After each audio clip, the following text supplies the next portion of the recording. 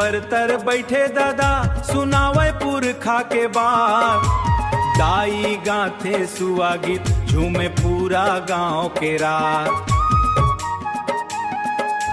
बंसी के तान सुन के गैया चरवाही आ जावे। माटी के खुशबू ले मन हर गगद हो जावे। धान के बाली झूमे हवा संग गीत गावत। अरपा पैरी के पानी खेत खार ला सींचत।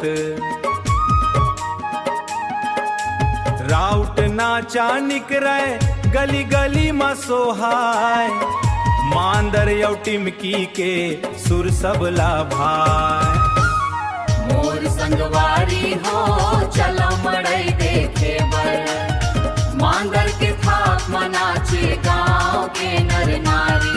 अरे हो रे, अरे हो रे, गूंजे गांव भर मालो गीत फुलवारी।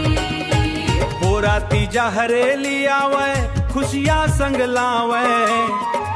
गांव के दुआर द्वार माँ हंसी के फूल खिलावे।